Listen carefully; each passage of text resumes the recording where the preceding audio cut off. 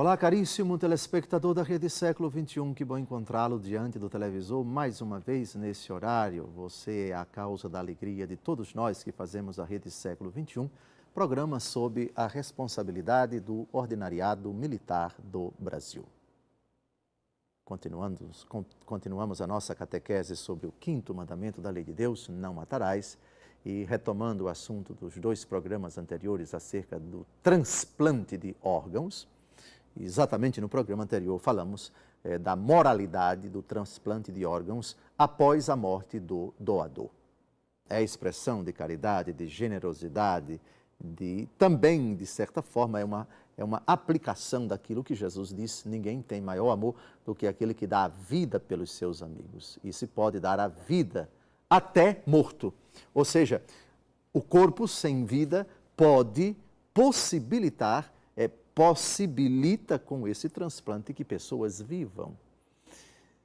Todavia, hoje nós vamos considerar um aspecto muito importante, já fizemos alusão a ele assim de passagem no programa anterior, que é preciso que alguém consinta.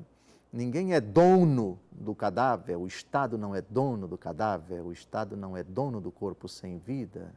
E esse corpo exige, para que ele seja, digamos assim, mutilado, para que partes desse corpo sejam tiradas e sejam transplantadas em outros corpos de pessoas vivas. Vamos ver o que é que a Igreja exige para que tal procedimento seja legítimo, seja válido, seja moralmente aceitável.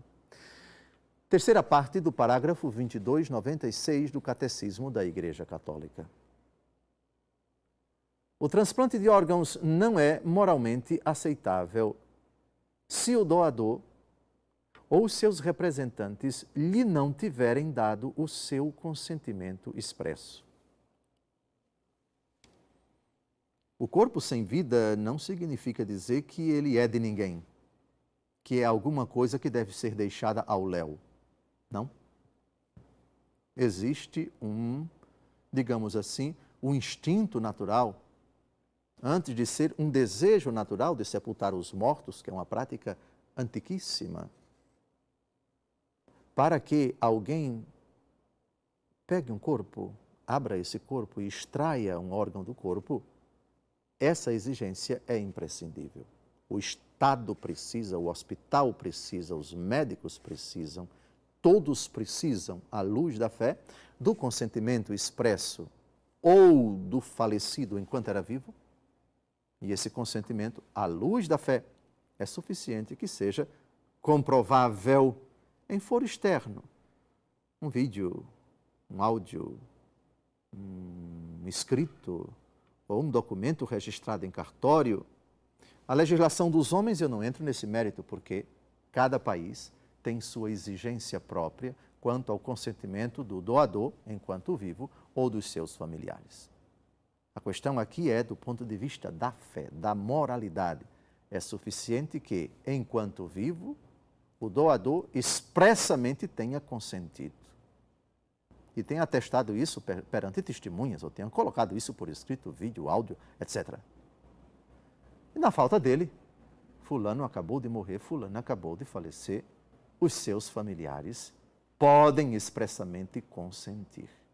Do ponto de vista da fé, se ele não consentiu enquanto vivo, a família pode consentir. Essa exigência, ou seja, o consentimento expresso dele ou dela, doador enquanto vivo, ou da família, depois de morto, sem dúvida alguma, torna esse procedimento legítimo.